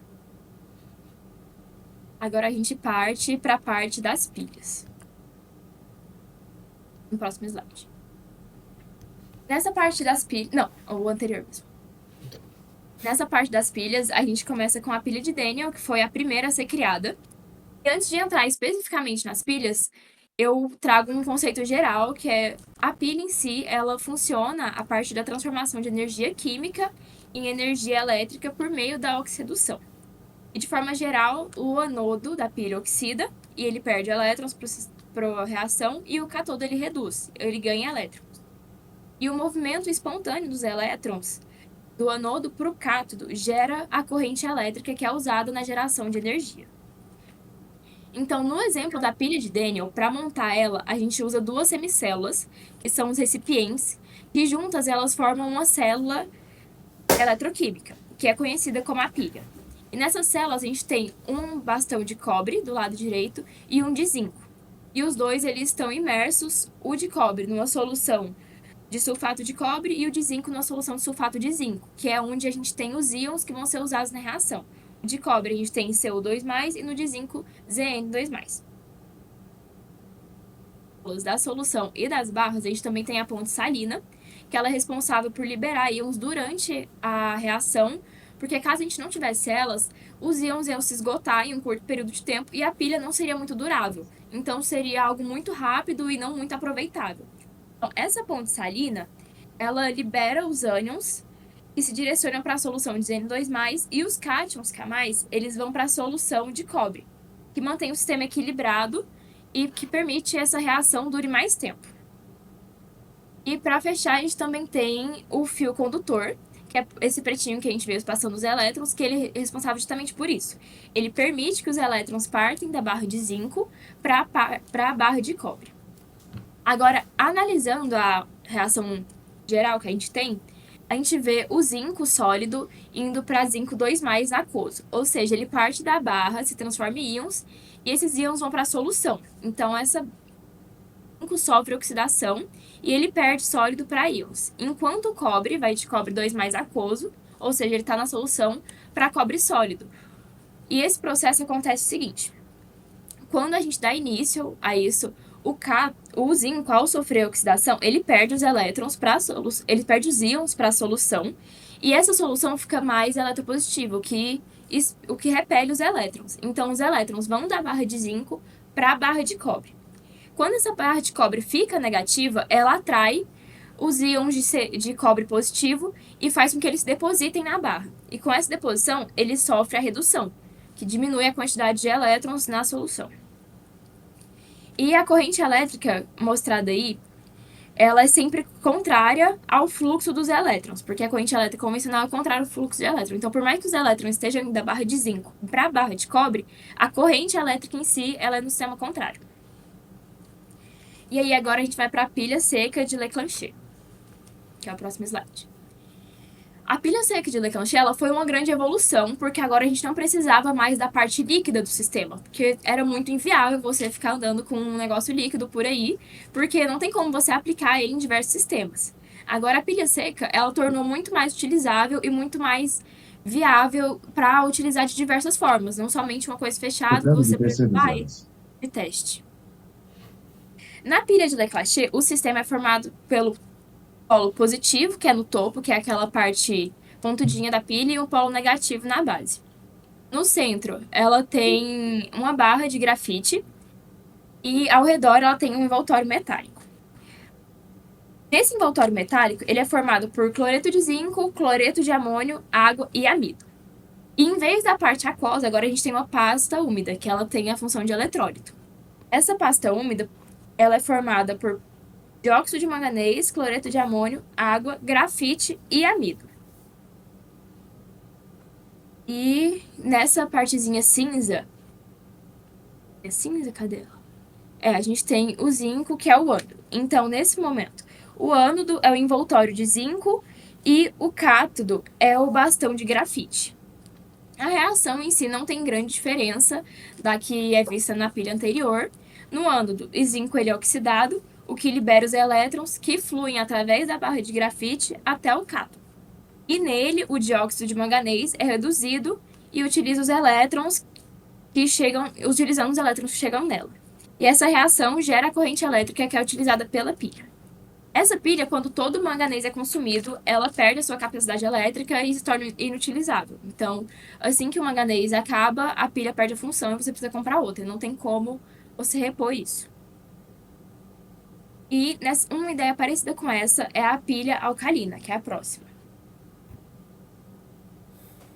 A pilha alcalina ela é muito semelhante com a pilha de Leclanché. A principal diferença é o meio em que ocorrem as reações. Em vez do meio ácido, como era visto anteriormente, a gente tem agora um meio alcalino, básico, que ele gera melhor condições de elétrons. Então, nessa barra, no lugar do bastão de carbono grafite, no centro da pilha, a gente possui um bastão de ácido revestido de zinco, que é mostrado aí no meio, que é o eletrólito. Não, aí no meio da barra. E o centro da pilha, ela deixa de ser o cátodo, como era anteriormente no caso do grafite, e passa a ser o ânodo, que é o zinco em pó, que ele está puxando do centro da imagem. A gente tem também o coletor de corrente, que é responsável por transmitir a corrente elétrica, o recipiente em ácido, assim como no anterior, a gente tem o topo como polo positivo e a parte da base como polo negativo. A gente tem o tubo isolante de polietileno e o eletrólito NaOH. E no dióxido de manganês, ele fica compactado em formas de discos ao redor do ânodo, como ele é utilizado. A diferença da pilha alcalina para a de Leclanché também é que elas têm maior durabilidade, maior condutibilidade. Então, elas são de melhor proveito para que for usar. Elas são muito comuns em pilhas AA, C, D. E elas são usadas muito em brinquedos. Por exemplo, carrinho de controle remoto, carrinho elétrico. É normalmente esse tipo de pilha que a gente possui. E aí a gente traz também as reações que ocorrem no ânodo, no cátodo e a reação global. Nisso, a gente já passa para a pilha de combustível, que também são chamadas de fuel cells. Próximo slide. A pilha de combustível ela já se diferencia um pouco das duas outras. Ela é formada por um cátodo, que é esse representado em verdezinho, que fica próximo da parte em que o oxigênio entra, e por um ânodo, que é esse em azul, que fica próximo à parte do hidrogênio. Essas células, elas possuem gases como combustível e tem 3 compartimentos. Sendo o primeiro, esse onde o gás hidrogênio entra, está representado em azul. E o segundo fica o gás que vai reagir com o hidrogênio, que nesse caso é o oxigênio. O terceiro ambiente é para onde os gases vão se difundir e vão reagir, que é essa parte amarelinha, que é o eletrólito, que ele é chamado de eletrólito PEM, que é a membrana de eletrólito, membrana eletrólito de polímero. Aí, onde a gente tem representada a luzinha, a lâmpada, normalmente fica o motor dessa pilha. Nesse caso, quando o H2 entra, quando o H2 e o O2 entram cada um de um lado e seguem até o motor. Não, calma, gente, me perdi. Voltando. Quando o H2 e o O2 entram, os elétrons seguem até o motor, que seria onde está essa lâmpadazinha, enquanto os prótons migram da membrana em direção aos cátions. Eles migram para essa parte amarelinha.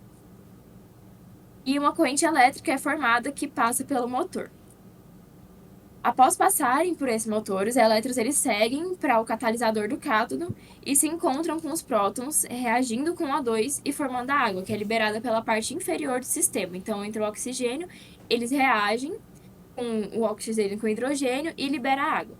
E é justamente o fato da pasta estar aquosa que permite essa reação e a passagem dos elétrons.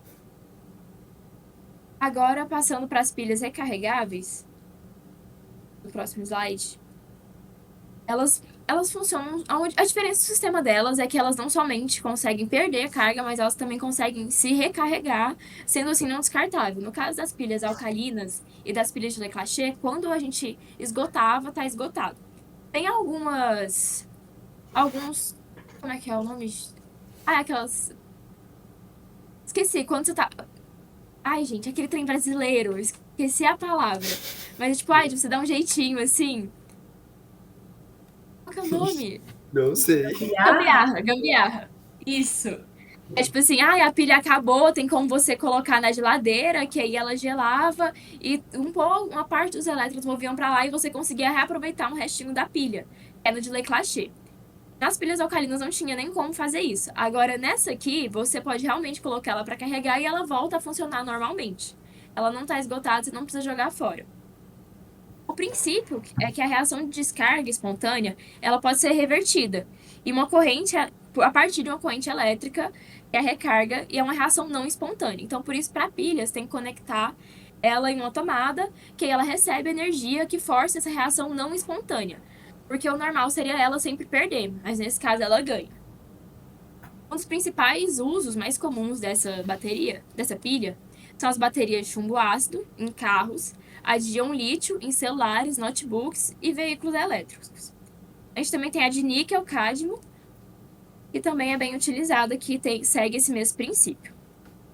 A composição, a gente tem um ânodo, que é de grafite, que armazena os íons de lítio.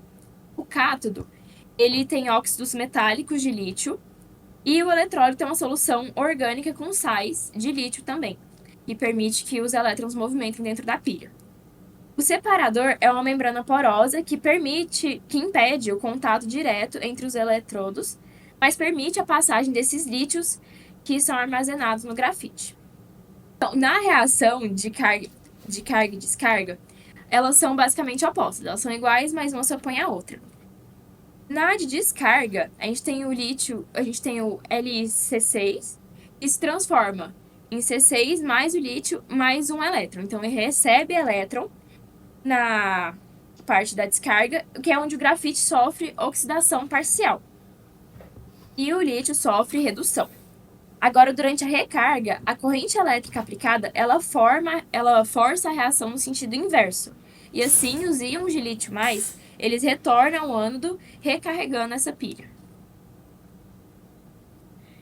E é isso, na recarga a gente tem uma fonte externa de fluxo inverso de elétrons, regenerando os reagentes originais. E o eletrólito permite essa movimentação de íons para equilibrar as cargas. Agora a gente vai para a parte das baterias de ferro. Para começar, a gente traz as principais vantagens e desvantagens dessa bateria de ferro. Principalmente, elas são mais seguras, porque elas possuem menos casos de vazamento em relação às pilhas. Elas têm e outras baterias, elas têm maior eficiência de carga e descarga. Elas têm maior vida útil também e exigem muito menos manutenção durante sua vida. E a capacidade de ciclo profundo. Além disso, elas também têm um certo pegada ecológica, porque elas possuem menor risco ambiental e os metais utilizados nelas também são recicláveis. E quanto às desvantagens, a gente tem uma baixa eficiência energética, considerando que ela tem uma menor tensão nominal, que é de aproximadamente 3,2 volts por célula. Além disso, ela tem uma autodescarga alta, uma baixa densidade de energia e uma menor potência. Ela tem uma eficiência energética baixa porque fica entre 60% e 70% de eficiência. E elas são encontradas por valores muito mais elevados no mercado também, o que torna difícil ela ser altamente difundida. Nesse sisteminha aí mostrado, a gente tem em laranja o carbono grafite e em cinza a gente tem o eletrodo positivo de alumínio. Aí nesse lado esquerdo a gente tem a formação de... Como é? A gente tem uma formação de gradezinha. E essas grades formadas pelo fosfato e pelo ferro, que são esses triângulozinhos em verde e a parte inferior dele, eles prendem o lítio, que são as bolinhas em vermelhos, e depois eles liberam ela na reação para ir para outra parte, que é o eletrodo de cobre, que ele possui minúsculos porozinhos que facilita a passagem dos íons de lítio. No meio, em pontilhado aí, a gente tem a membrana de polímero, que permite essa passagem também do lítio, da parte de fosfato e do eletrodo de alumínio, para a parte de carbono grafite. Os íons de ferro e fosfato, eles formam essa grade que prende os íons, e quando a célula está sendo carregada, esses íons de lítio, eles são puxados através da membrana de polímero no meio para o eletrodo negativo à direita. Então, no processo que ela está carregando a pilha, os íons de lítio que estavam nela voltam para a parte do grafite e pode ser reutilizada. Porque no processo de descarga eles fazem o processo de sair do eletrodo de cobre e ir para a parte das gradezinhas que ficam mantendo lá até ele receber uma carga que força esse processo contrário, que é o não natural. E nisso a gente fecha a parte da bateria de ferro também. E a gente vai para a obtenção da constante de Avogadro, na prática. Que é o próximo slide. No slide eu coloquei uma forma mais reduzida, porque é muito material e são muitos passos, muitos cálculos. Então o slide ficaria muito carregado. Mas a gente tem uma simulação simples de como é feito. A gente precisa de 2 seringas, sendo cada uma de 20 ml. Da tina de vidro, que é esse recipiente aqui utilizado. Os cabos de ligação.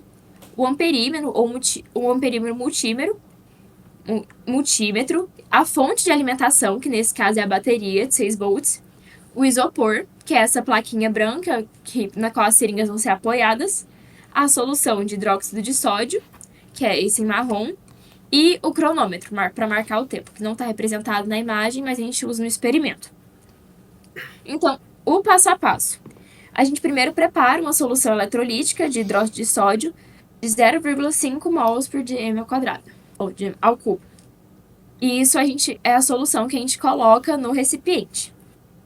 Para preparar o suporte de isopor para as seringas, que elas vão recolher o oxigênio e o hidrogênio, resultando na decomposição da água. A gente vai colocar essa solução eletrolítica na tina de vidro, encher as seringas com a solução eletrolítica e colocar o conjunto sobre a tina de vidro. A gente inicia o experimento ligando simultaneamente a corrente e o cronômetro e recolhe os dados com o sensor de tensão. Então, a gente vai medindo e fazendo uma coleta de dados dessa parte do experimento. E quando a seringa atingir 5 ml de hidrogênio, a gente desliga todo o sistema e registra a temperatura. Então, a gente vai fazendo isso para coletar os dados para fazer a parte final, que é a parte de cálculos. Nessa parte de cálculos, para achar a constante de Avogadro, a gente calcula o número de mols de hidrogênio e o número de mols de elétrons transferidos durante essa reação e calcula também a carga total que é fornecida. A gente precisa calcular o número total de elétrons envolvidos, a constante, e a gente faz a constante de Avogadro a partir de uma média de todos os valores conseguidos, considerando também os erros de desvio. Os erros da medição do cronômetro, os erros do multímetro, porque pode acontecer. Então, por isso que durante os cálculos, a constante de Avogadro a gente não vai chegar no valor exato, mas sim no valor aproximado. Aí a gente tem que fazer, após esse cálculo da média do desvio padrão, que pode haver esse desvio, a gente também tem que considerar o erro de medida de tempo e de volume na seringa dos 5 ml, da bateria e do multímero. E nisso a gente calcula o final chegando na constante de Avogadro por meio da média desses valores conseguidos ao longo do experimento. Aí, na eletrólise da água, eu coloquei o resumido, que seria as seringas com a solução eletrolítica, e não pode ter bolhas de ar, porque isso iria interferir no resultado final, na medição dos 5 ml. Iniciar o circuito e o cronômetro juntos, porque nessa diferença, ao iniciar os dois diferentes, a gente tem uma diferença no resultado final que interfere na constante em si. E parar quando o volume de hidrogênio atingir os 5 ml da seringa. E essa corrente, ela deve ficar entre 30 e 100... Ai, esqueci, gente, essa medida. Isso, miliâmetro.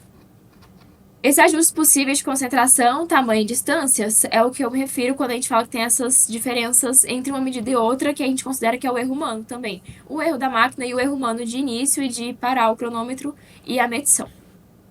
Esse é basicamente um experimento simples que você consegue achar a constante de Avogadro num valor aproximado. E é isso. Então, gente, agora vamos para o fórum de discussão. Vamos conversar um pouco sobre o que acabamos de falar, toda essa base teórica do primeiro experimento de prática de eletromagnetismo. Alguém quer começar falando? João? Eu posso começar. Eu queria comentar sobre uma coisa na hora que você estava falando, sobre que eu achei muito bacana, sobre a criação da lâmpada, lá em Thomas Edison. Que foi quando você falou, tipo, eu fiquei pensando que eu acho que o Thomas Edison, então, eu acho que ele não só criou a lâmpada, mas como ele também, tipo, ele foi precursor na distribuição da energia por corrente contínua, como a gente conhece até hoje também. Sim, porque você falou exatamente. que ele junto com, era Swan, Isso, né? isso. Ele chamou, que eles fizeram a distribuição da energia para o pessoal poder usar a lâmpada que criaram.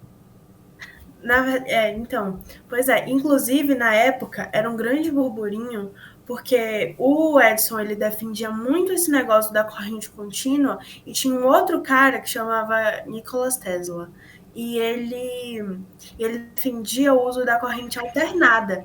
Só que assim, a corrente contínua, tecnicamente, ela não consegue alcançar grandes distâncias sem perder energia. E a corrente alternada ela consegue. Só que nesse bololô fizeram até campanha pública, foi um barraco mesmo.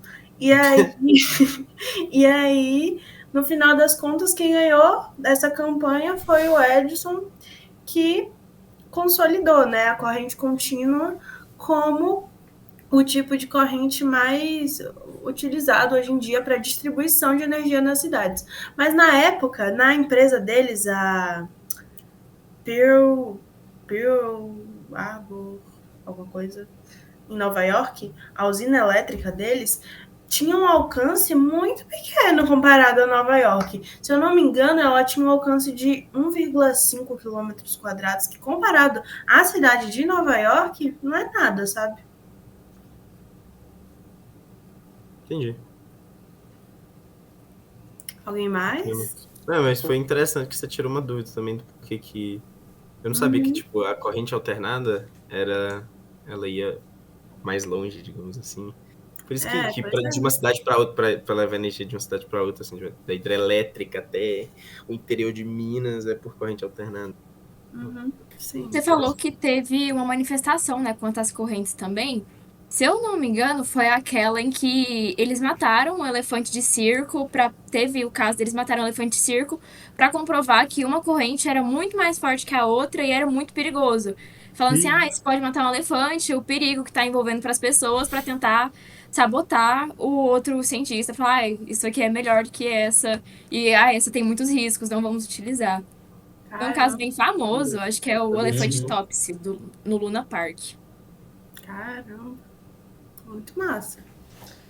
E é interessante ver que, tipo assim, eles ficavam nessa luta de quem inventou o quê, quem consolida o quê, mas no final das contas a história, ela, ela é um avanço, né? Um avanço de várias gerações, de várias pessoas desde a antiguidade que vem estudando várias coisas e no fluxo eles vão desenvolvendo, vão descobrindo, e todo mundo, querendo ou não, tem uma porcentagem de contribuição nas inovações tecnológicas que temos hoje em dia, que facilitam tanto a nossa vida.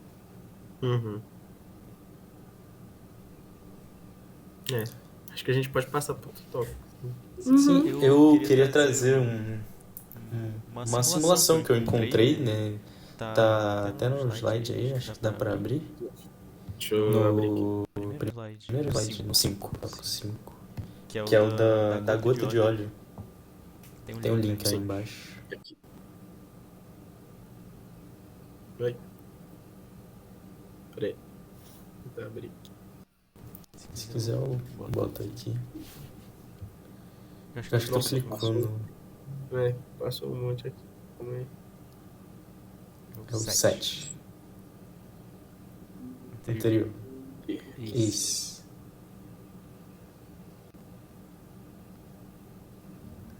Né? E pode descer um pouquinho? Ah, tá. Só descer. Deixa eu esperar carregar. Não tá carregando, né? Aí. Ó. Aí clica em nova gota. Aí pode clicar borrifar. Aí você vai ver que ela tá descendo, né? Essa potencial ali embaixo, você consegue, né, alterar a velocidade, que aumenta. Na verdade, o que está fazendo é aumentando a diferença de potencial, né, das placas. É aquele experimento que eu tinha falado, né, das placas. Tu vê, por aí, dá pra ver certinho, né, que a placa inferior, ela é positiva, né, carregada positivamente, e a de cima inicialmente está negativa. Uhum. Então, quando ela está nesse formato, a partícula somente cai. E quando você inverte a carga, né, que é aquele botão ali na direita, você vê que a gotícula que ela está caindo, ela começa a subir. Né? E era mais ou menos dessa forma assim, né? Tinha essas linhas, né? Pelo microscópio eles conseguiam ver eles conseguiam, por causa da luz, eles conseguiam ver a gotícula, né, passando, e tinha um medidor que nem tá aí nessas linhas azuis assim. Eles sabiam a distância certinho, e a partir disso eles conseguiam saber a velocidade, né? E era isso daí que eles usavam, naquela forma, para descobrir, né, a carga do elétron. E é bem legal, né, o simulador. E você consegue ver aí, você consegue mudar a velocidade, né, que a partícula passa. E, né, isso aí foi bem interessante esse simulador aí que eu encontrei. Massa. Vou botar aqui.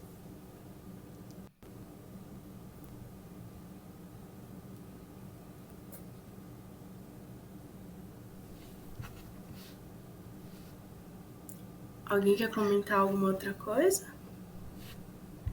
Eu tenho alguns comentários sobre aquele experimento do teletransporte quântico que eu tinha falado. Eu queria apontar algumas das possíveis aplicações tecnológicas do teletransporte quântico que eu achei que são muito interessantes. A primeira é os computadores quânticos. Então, eu acho que esse teletransporte quântico está muito em discussão hoje em dia, mas isso é assim, para tecnologia de ponta a ponta. É que isso permitiria a conexão entre processadores quânticos distintos e se formaria uma rede de computação quântica distribuída que é muito mais poderosa do que a que a gente conhece hoje em dia. E a transmissão desses estados quânticos já tem até nome, dando o nome de qubits, se eu não me engano é assim que fala, qubits, que é tipo os bits quânticos. E essa transmissão seria muito mais segura e eficiente do que a gente conhece hoje. E daí que vem uma outra terminologia que também deram o nome, que é a internet quântica.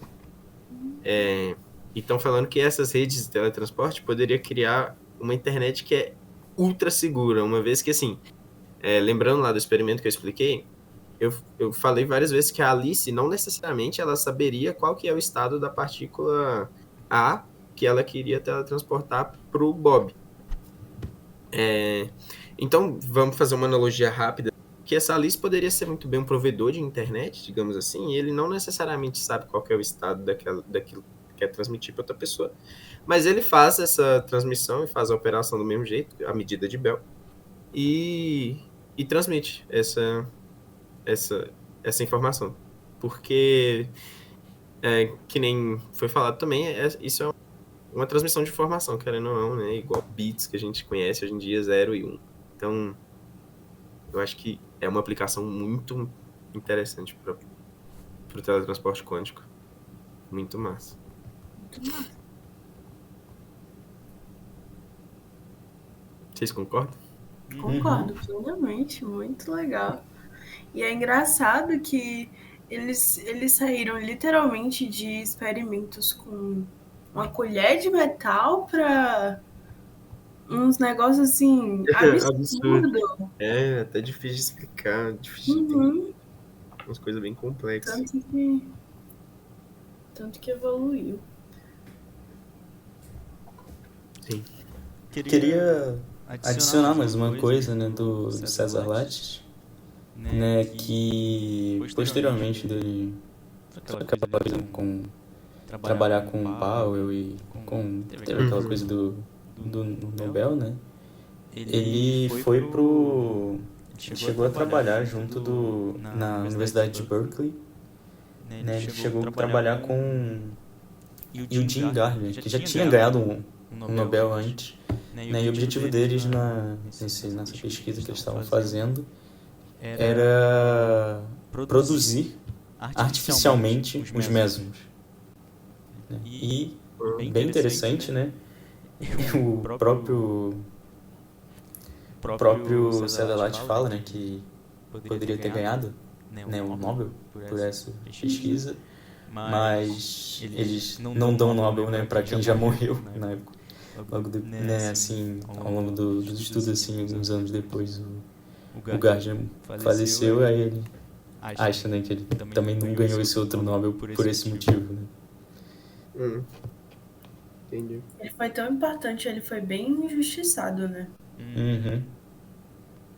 Mas ele mostrou o potencial dele e ele contribuiu bastante para o avanço da tecnologia. Tem gente até, né, que fala aquela coisa de pelo cara ser brasileiro, né, não ganhou o Nobel lá na época. Tem gente que até hoje em dia acha que é isso, mas o próprio César Lattes, ele fala, que ele mesmo fala, não foi isso, foi que na época, né, as únicas pessoas que recebiam o prêmio era o líder da pesquisa, né, que no caso era o Powell, né. Fazer o quê, né? Eu também acho que eu acredito nessa vertente. Eu não acho que foi porque ele era brasileiro. Sim. Acho que é realmente porque ele não era líder da pesquisa na época. O que, querendo ou não deixa de ser uma certa injustiça. Mas... Sim, com certeza. Mas pelo menos ainda dá uma esperança.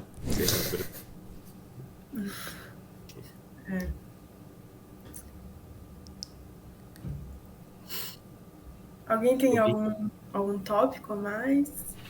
Algo que queira acrescentar?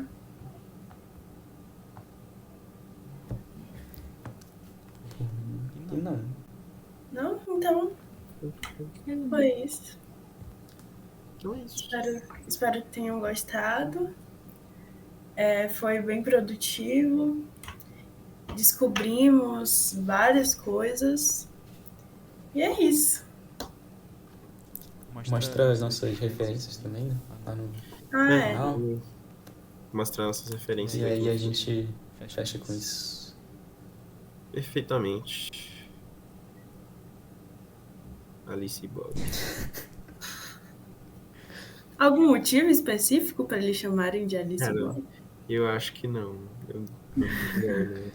Só quando eu abri o slide eu fiquei curioso, mas eu entender o motivo. Então tá aí nossas referências. A gente tiramos algumas. Tem uma outra página também. E é isso. É isso. É isso. Muito obrigado. Obrigada por assistirem. Tchau, tchau. Tchau. Tchau.